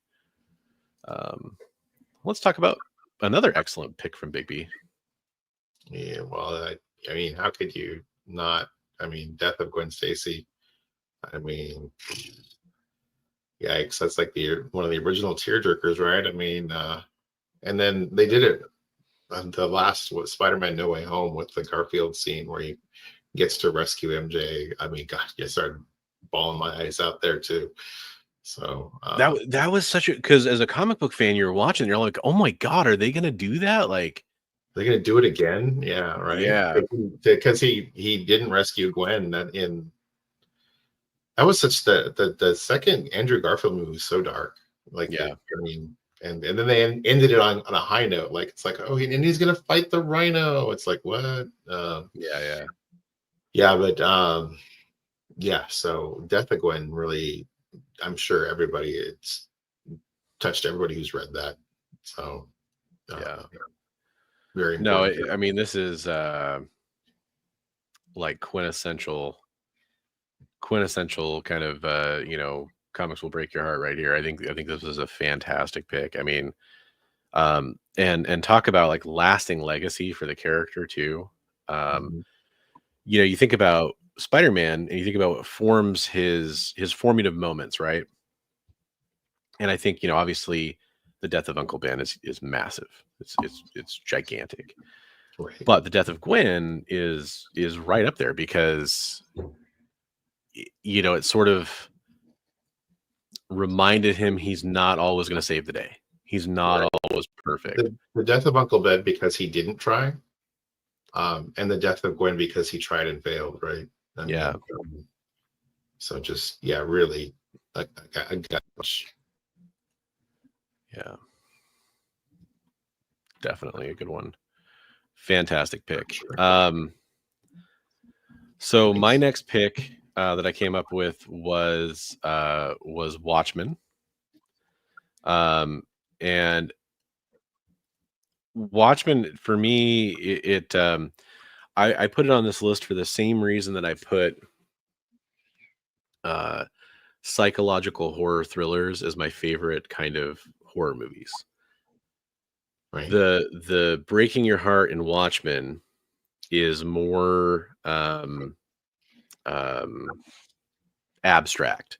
It's more we talked about cynical earlier. It's much more of a cynical look at the world, and it's just as poignant for the greater story of a Cold War that's ticking its way to the doomsday clock to midnight.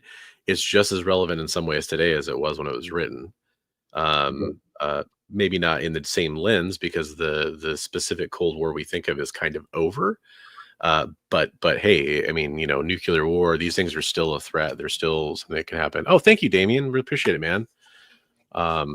That's very kind of you to say. And also, been calling out some of the great people that are in our community. Damien is definitely one of those. Go follow Damien on YouTube.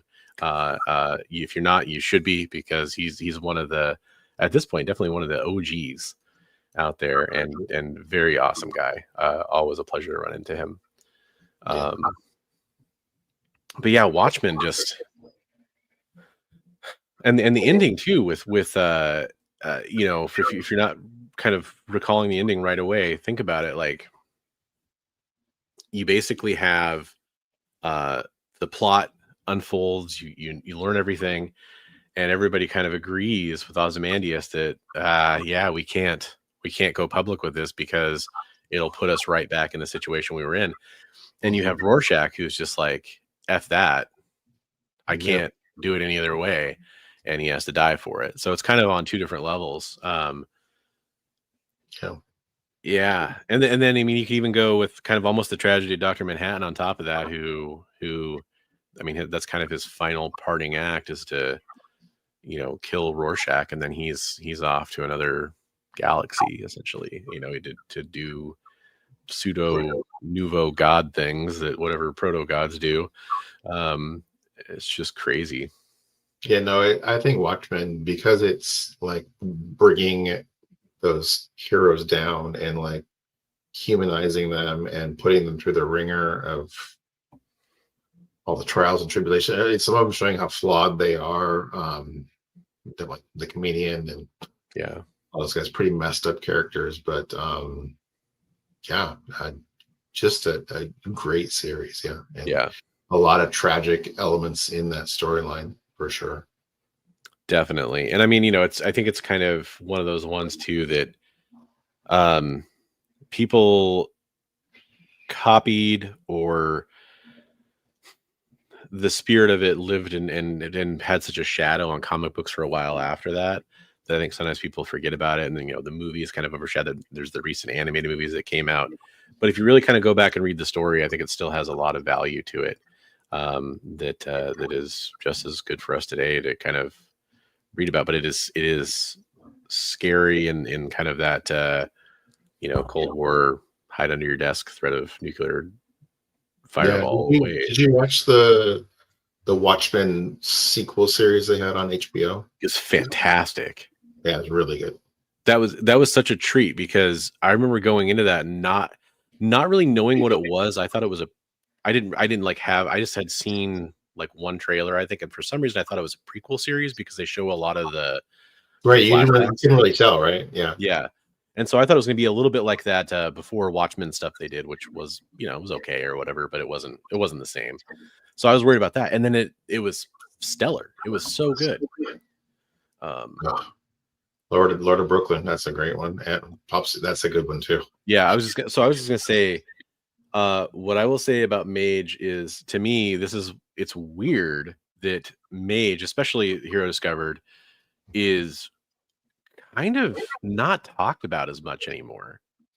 It's a great series. I hope that someday both that and Grendel get pulled into. Grendel was right there on the cusp with that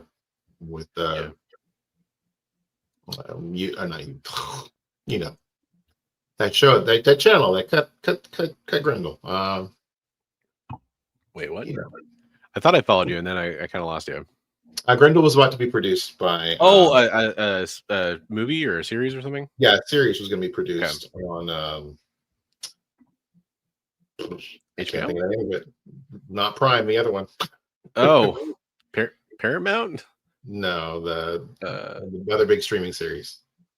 Disney Plus Max, Peacock. Got the red Apple logo. TV. I can't think of the name of it. Netflix. There we Netflix. go. Oh yeah, the Netflix OG. had all of it filmed. They were down to just doing post-production stuff. Oh, I didn't know that. Pulled the plug. Matt Wagner, since he has the entire thing, he can watch it. It just doesn't have all these special effects in it. He's so upset about it. Wow. Yeah. But yeah, I just wanted to kind of, great comment. Good point. I wanted to highlight the fact that for some reason, Mage just doesn't get that much love. I don't see as many people talking about it. Great series. I would like to pick up some high grade copies of that early stuff. Yeah, would be nice. And they're kind of hard to find. Yeah, Dave had some when we were up there in. Yeah, I think I grabbed a number 1 off of him because I'm the same way. Like, because I read trades for all of them, but I would happily pick up the floppies. Yes, I love Figure Drax comment here. What about the death of J. Scott Campbell doing interior art? Yeah. Hey, that'll break my heart too. That is pretty sad. Yeah, tragic. He did some really good interior art, actually. Let's see here. You said Lords of Brooklyn. Oh, here we go. Alan Moore now despises Bronze Age for watching HBO's Watchmen. No, Lord of Brooklyn had another quote up there. Did I miss another one? Oh, Death of Kid Miracle Man. Death of Kid Miracle Man. That's really, really good. Yeah.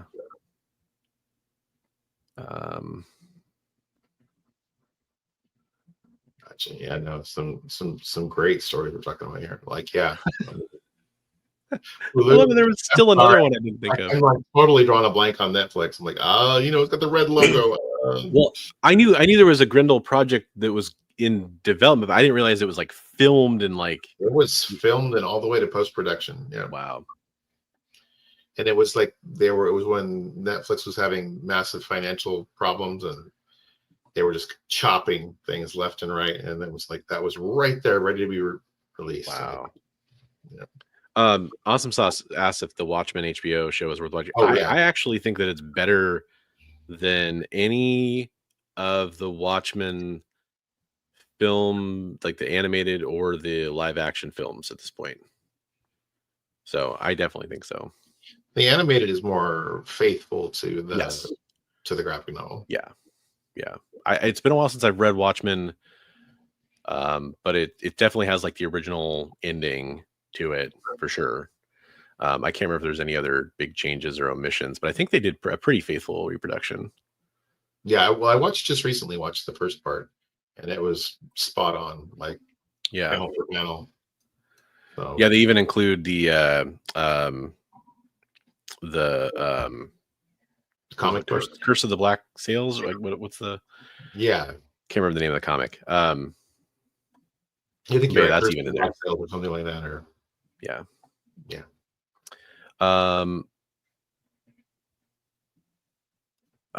wow, okay. Eddie says that's probably why Spidey has always been my favorite. I can relate to him a lot. Losing my dad as a kid, I was devastated. Wow. Oh, I'm sorry that happened, Eddie. Okay. And Tales of the Black Freighter. There we go. That's it. Thank you very much, Pop. I always think of it as that darn pirate story. I will say that there's the ultimate cut that preserves the ultimate cut of the Snyder movie that preserves the Tales of the Black Freighter 2, or at least kind of introduces it. But this was actually, I enjoyed the animated version of the Tales of the Black Freighter more than the original comic book version, because the original comic book, it always drew me out of the story. Right. Even though like I was like, okay, I get it, it makes sense.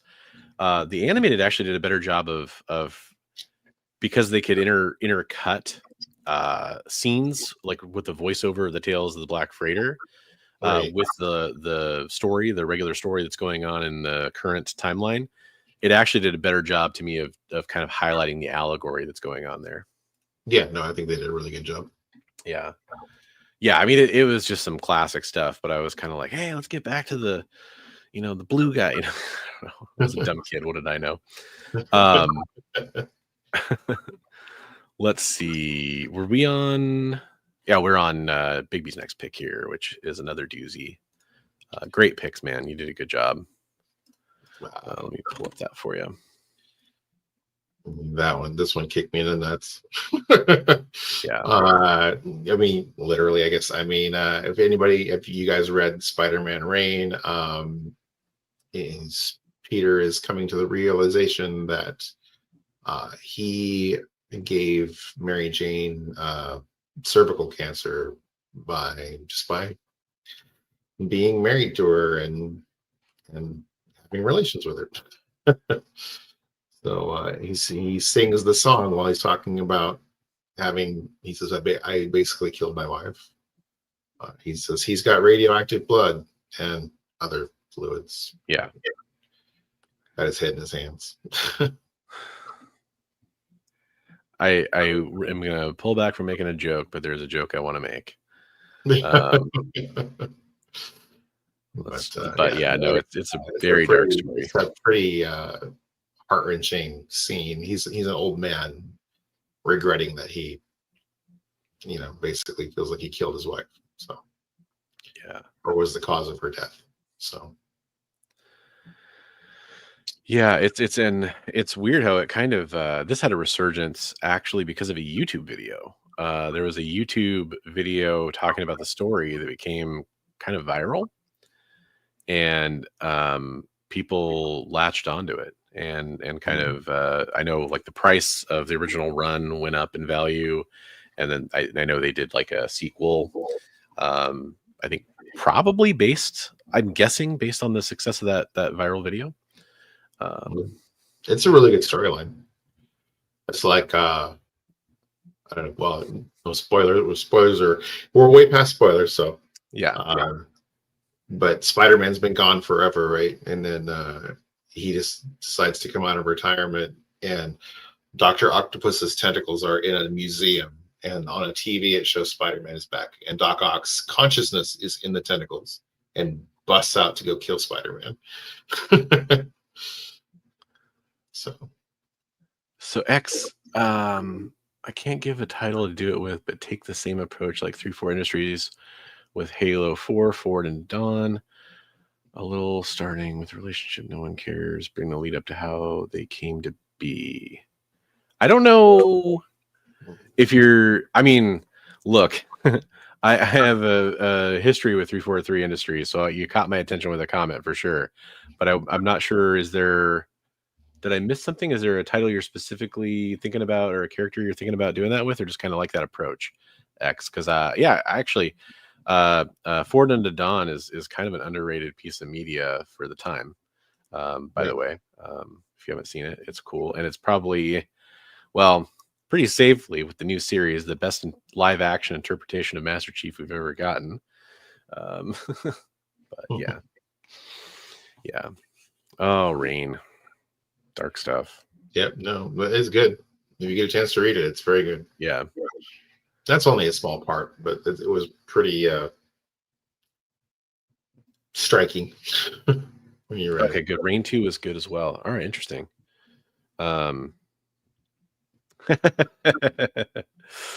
Rain 2, he's got the big old beard hanging out underneath the mask. It's pretty great. Yeah.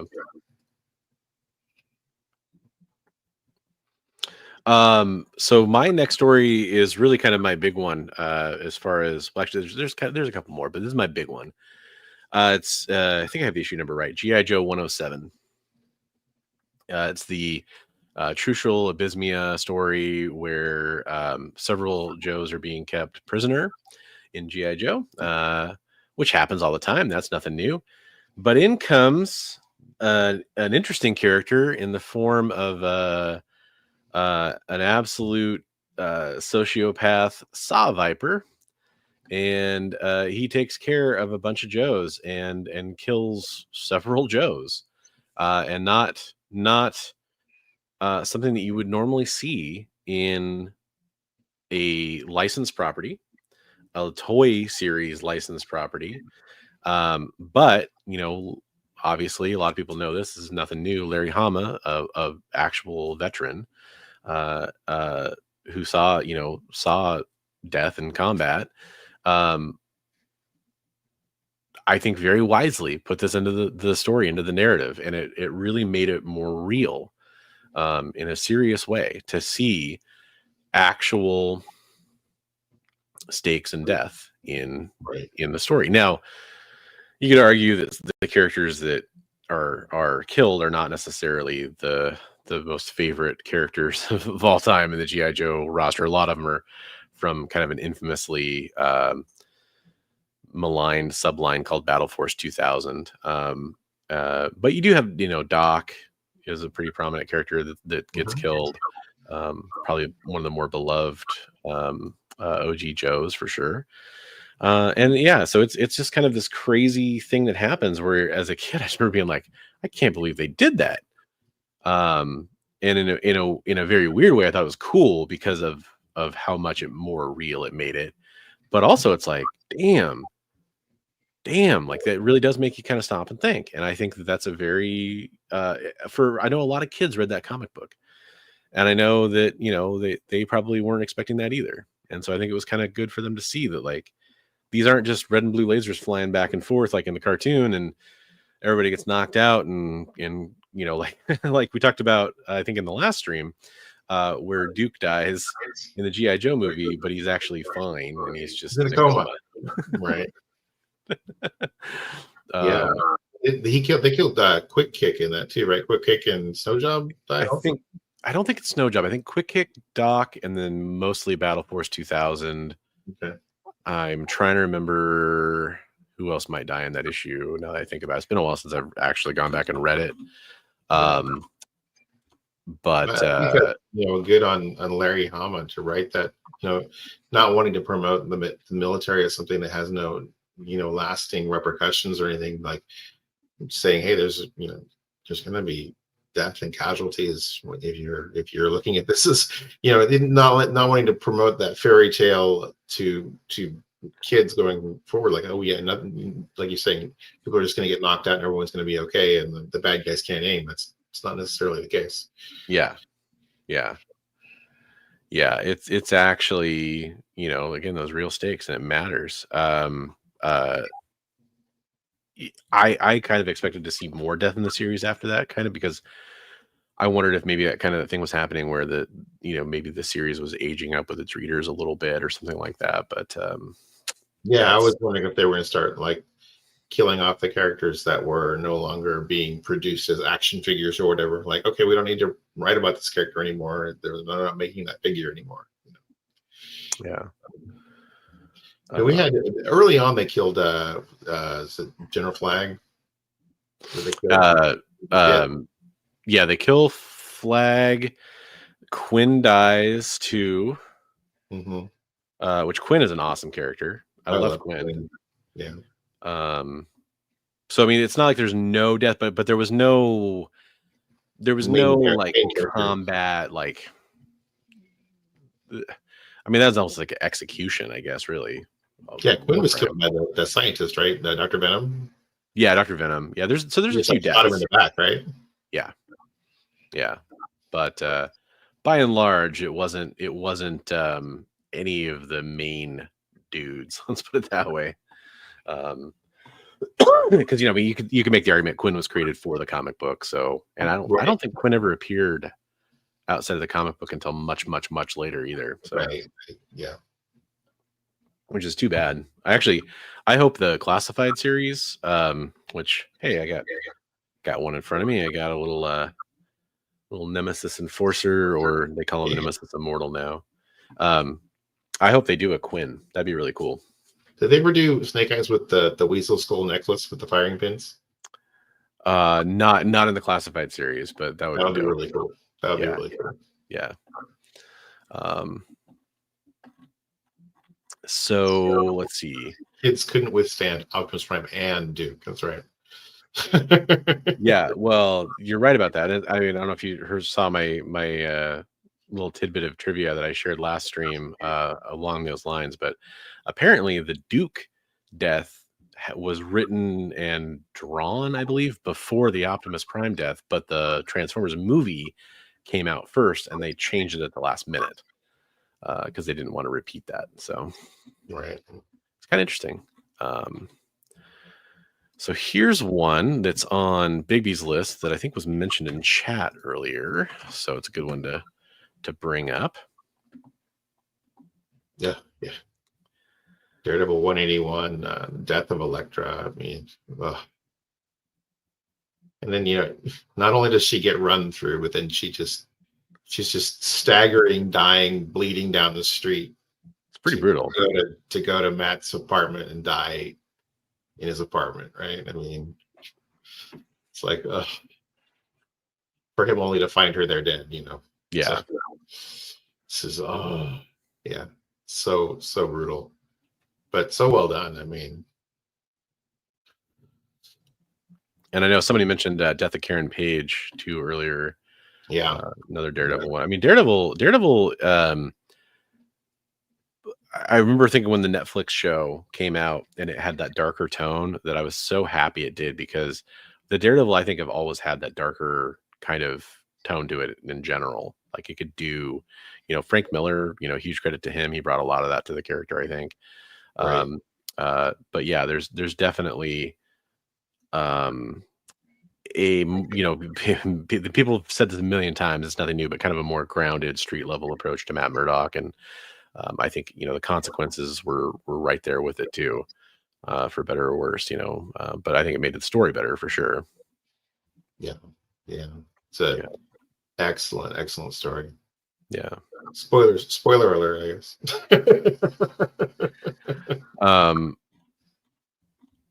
So we're getting kind of near-ish the end of the ones that'll break your heart. So I'm just going to quickly mention a couple others. Don't necessarily talk about them in depth, but there's a couple last ones on my list. One of them is, I think it's Uncanny X-Men 303. It's the death of Ileana. She dies from the legacy virus. I remember thinking about I was an only child, but I remember thinking if I was Colossus, what that would feel like. And then, the legacy virus had been kind of discussed and talked about in the comics, but now, obviously they killed off a character, the stakes were getting higher. You kind of wonder oh gosh, who's next? And I think we've all learned throughout time that diseases can kill. And, you don't really see that too often in comic books. I mean, you kind of do, I guess, at times, but to me, that was kind of a new thing to explore in a superhero book, at least.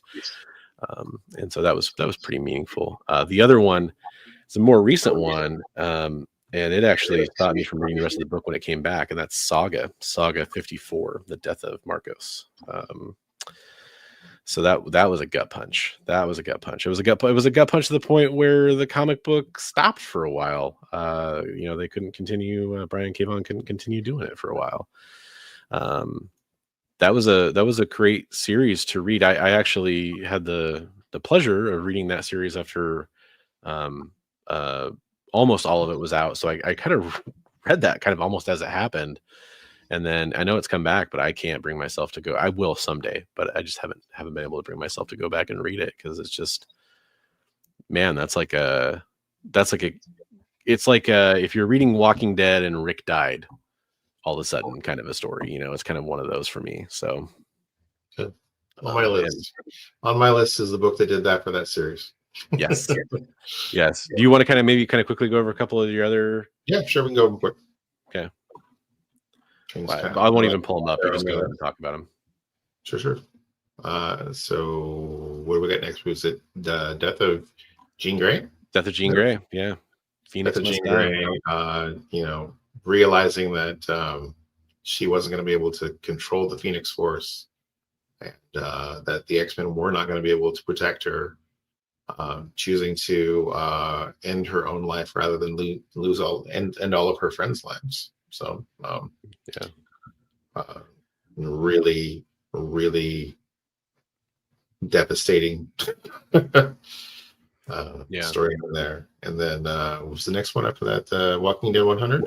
I'll just real fast about X-Men 137. I'll just say that what Claremont did for Jean Grey like taking her, you take her from the Phoenix story in 101 all the way up to Death of Phoenix, and then to eventual Dark Phoenix, obviously. The arc, I mean, that was I think a character that was so two-dimensional before that. Before he got a hold of her. And I hate to say that. I wish that wasn't the case, but it's kind of indicative of the times that that was something that was very common, unfortunately.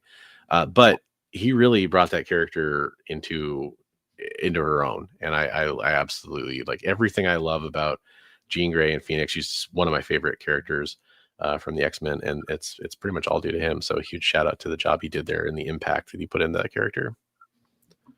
So absolutely. Yeah, it was really well done.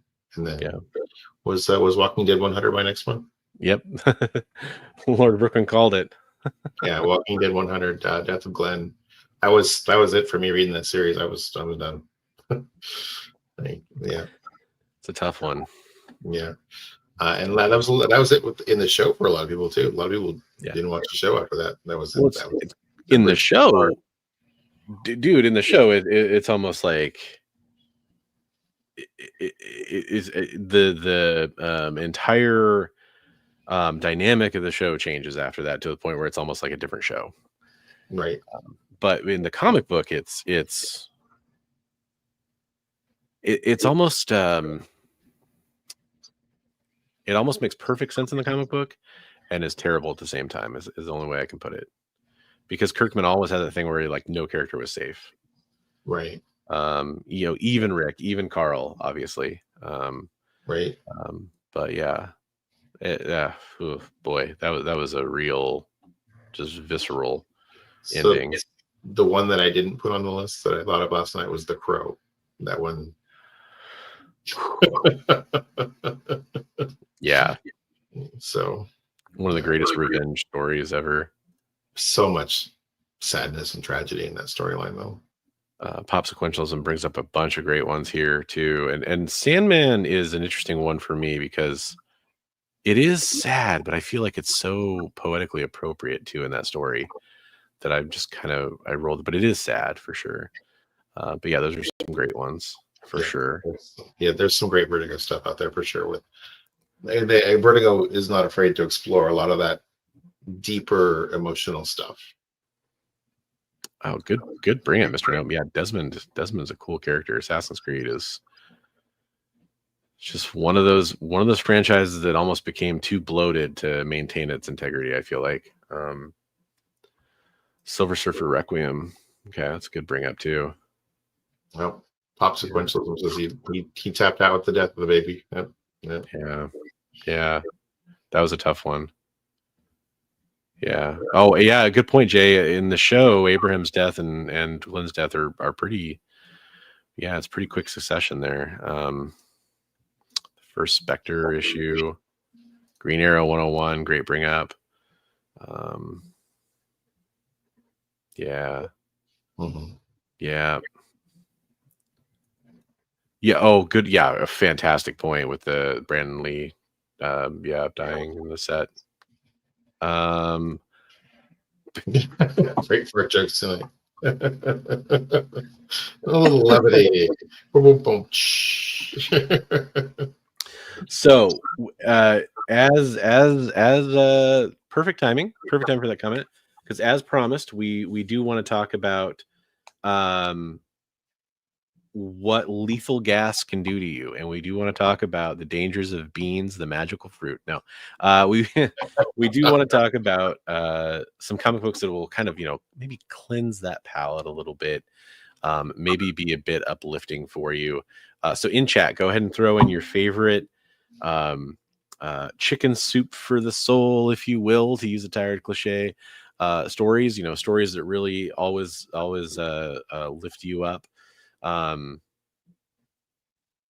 This one was harder for me than the Breaking Your Heart one.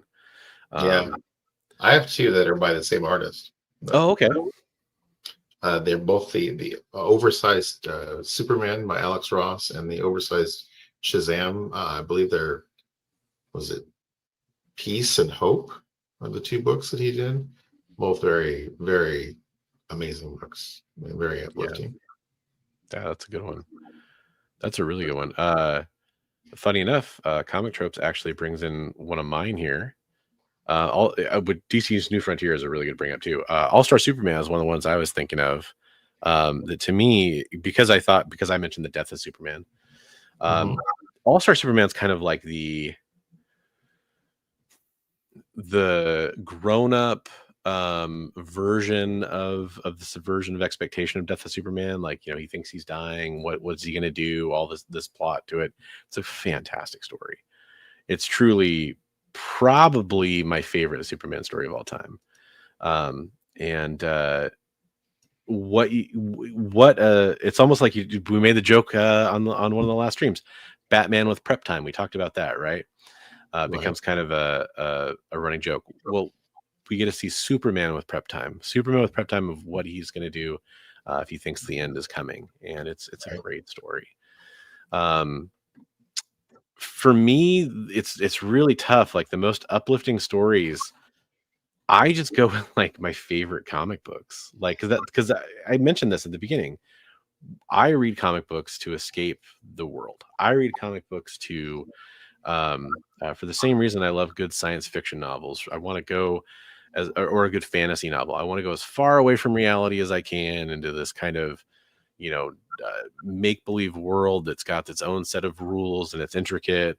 And I love the characters and they can kind of do things that are, power fantasies or whatever you want to call it, things that we don't get to do in real life as it is.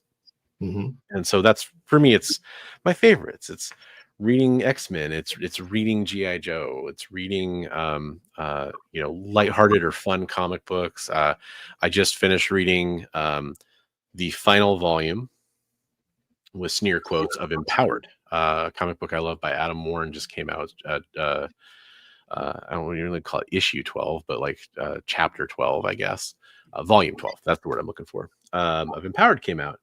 And it tells a really cool multiversal kind of story. And it's just, there's so many jokes, even though there's some dark stuff that happens. And it's just, that's kind of when I'm reading it, I forget that there's negative things going on in my life or around me or all those kinds of things. So, yeah. To me, one that was like made me feel good, like at the end of it, is the issue where it's Wolverine and Rogue alone in Japan against Madame Viper. And Rogue sacrifices herself to basically save Wolverine. Takes like a lethal blast, right? She's dying and she doesn't ask Wolverine to take his healing factor. I think she's just going to die. Because she knows, she's like, you all hate me. Nobody accepts me. And Wolverine gives her, I keep feeling choked up, gives her his powers to heal and accepts her as part of the team after she's been, so hated by everyone in the group and everything. And I felt like that was very much like a turning point for that character, very uplifting and like just very cool. Yeah, that's a great one. Yeah, for some reason, this is one I had a hard time with. And I think it's just because that to me is comic books. Even the ones we talked about that will break your heart. Every single good one that does that, also every single one we talked about, how those characters overcome that will mend your heart. Because it's you're going right along with them. You're on that journey. It might take them a while. They might not ever heal from the actual thing that happened. It might be a lesson that they have to carry for the rest of their life, or like think about the death of Gwen Stacy. Think it's now a key moment in that character's overall arc of their history and who they are. But that's part of who they are. And just like in real life, all these things that happen to us that are terrible, negative, awful, these experiences we go through, depression, all these things, all these very real things, they're part of who we are. If they weren't with us, we wouldn't be us.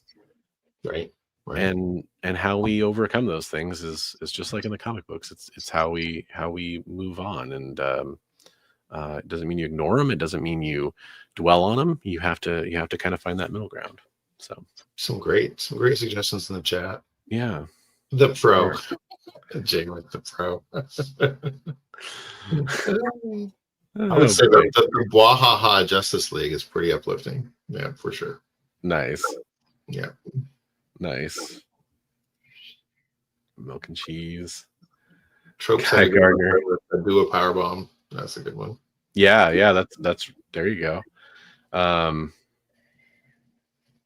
Yeah, there's some really good suggestions. But yeah, I think that there's probably something to that at the end of the day is something, you know, I really want to stress this to everybody. Part of the reason that Bigby and I are doing this show is because we wanted to help people that deal with mental health problems in the comic book world, and depression and negative things that happen contribute to those kinds of things, or they tend to contribute to those kinds of things, right? Right. But I also know so many people in the comic book world that comic books have helped them deal with their issues. I was talking about the escapism, you know, whether it's that or whether it's the artwork or whether it's, you know, all the different things that people love about comic books. So many people I know in the comic book world have demons or dark sides to them, or things they have to fight through. And loving comic books, being part of talking about comic books, coming on, you know, all of you in the chat, people in Discords and IG chats at comic book shops and cons where you're talking about these stories or you're talking to creators about these stories. That's the kind of stuff that really kind of elevates me and makes me so happy to see people enjoying comic books. When I say, you know, read comics every day at the end of my videos, that's why, because that's why we're all doing it in the first place. I feel like it's why most of us are anyway. Yeah, that's kind of my thoughts on it, I guess. Great comment from Richard, by the way, that Jen kicked cancer's ass every day and she enjoyed life after diagnosis. Yeah, That's funny. Frankenstein, she was out picking up books that she wanted to read and have fun.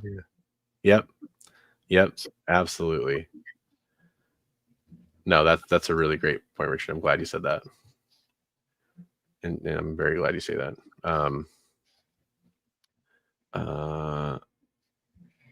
Like Awesome Sauce had milk and cheese up there. That was pretty good one.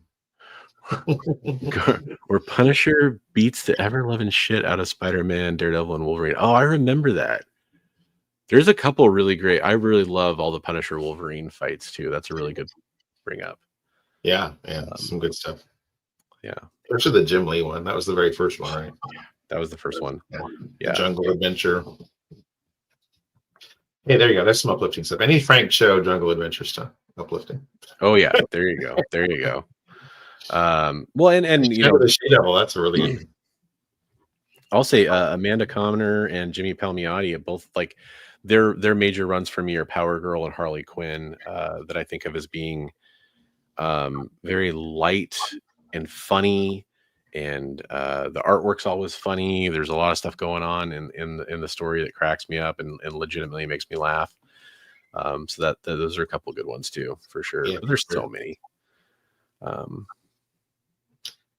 Wow, well that's kind words, Sicko. I appreciate you saying that. But yeah, that was like Ron was saying, was one of the main driving forces for us to get together and do a show. Was that we wanted to do that. So absolutely. I think unless you had anything else, I think on that note we're going to kind of wind down the show here. Yeah, well, next episode we got to make sure we hit the community art, because I definitely want to. That would be an uplifting thing to highlight. 100%. Get your art into us. I was just going to mention that. Yeah, we'll kind of talk about the last few notes here. The first note is there's one more show on the EXP I want to talk about. We are streaming on the EXP, as well as Bigby and my channel, which are all those links are in the description below for you. You also have Kicking It with Henri, which is coming on tomorrow night on the EXP as well. Which is at, just looked up the time, sorry, 10 Eastern, 9 Central, 7 Pacific. Another fantastic sales show on the EXP where I've personally bought comic books from Henri and always had a great experience. Found some great, awesome signed books. Got a Mike Zeck signed Secret Wars book from him, and it came in great shape, great shipping. So highly recommend picking up stuff from him. He's a good dude. So go check that show out. But next week we definitely have to hit a community art challenge. So look, if you're watching the show and you draw anything. Send it to us. Send it to us. You still got like basically one more week to get involved before we kind of start collecting our final entries from each person that submitted artwork to us. And we're going to have the community vote on our favorite pieces from those artists. And we're going to reward the winner with some prizes. And really, something we want to be more consistent with, I know in 2025, as we continue the show, is highlighting the community art and kind of getting more involved on that front. We've had some really good submissions that have blown me away, and I love seeing everybody's progress. Some people we watched get better and better throughout the year, which is fantastic. Also, we're going to have some holiday theme stuff going on next week too. I know Bigby has some great ideas. What's that? Maybe some favorite Christmas covers? Yeah, exactly. Bigby had some great ideas that I think we're going to run with for next week, where we're going to do some holiday theme stuff in addition to talking about community art. But yeah, absolutely. Very meet up between now and then. I might have to give you a gift to open on the show or something. Well, and I've got some goodies for you at the very least that I think you need as well. And we'll definitely have to try to do that. Plus, I think we got some wrapping up some Heroes for Heroes stuff we got to kind of take care of as well too. Right. But yeah, so we should do that. There's some fun stuff coming up. Yeah, very fun stuff. And Richard has a great comment here, which is exactly how I wanted to close the show, is just kind of remembering Jen and talking about something that really over the last year made me appreciate and love comic books even more. So I think that's a fantastic legacy. Garfong had a question. Where do you send the art? Either to myself or Bronze on Instagram. You can send just a picture. Yep. And we will, or scan or whatever. Yeah, a picture or scan or however you want to, or even if you've done it digitally, just a screenshot. Yeah, exactly. Yep, 100%. You can send it to us. Literally any of our social media. I think all my links are in the description for that. But Bigby is Bigby pretty much, IG and all that kind of stuff, if that's better for you. Yeah. And then also my Discord server is a great place to do that too. If you want to come in and share that, we'd love to see it there. For sure. Yeah. You know it. Comic Tropes. Comic Tropes knows how we roll. Oh, baby. For sure. But yeah, we want to see your artwork. And also, here's the other thing we're going to do is part of that voting process, we're going to share your artwork out there. So that's pretty cool too. So if you want that opportunity. Yeah. For sure. So with that said, I think we're going to wrap up the show. We really appreciate everybody for being here. The chat is just always a treat. Like, I seriously spend most of this show just being amazed at some of the awesome comments that come through, the great, comic books you guys bring up, the great information you bring us. Absolutely a treat for you guys to come and spend. For a lot of you, this is really late on a Monday night. And I appreciate that you're willing to do that. I know we both do. And so thank you. I think we mentioned that before, like they're just as much a part of the show as we are. 100%. At some point, it's really more everybody else's show that we're just here and along for the ride. That's right. All right. Well, until then, just in memory of our friend Jen, go ahead and read some comic books. Spread your love of comic books, as Bigby would say. I kind of stole his line there a little bit, but it's important. You never know where it may lead you. Exactly. We'll catch you next Monday for that holiday theme show with some extra special announcements and stuff that you guys will get to see. And we're excited for that. So have a great week until then. Stay safe, everybody, and we'll catch you on the next one.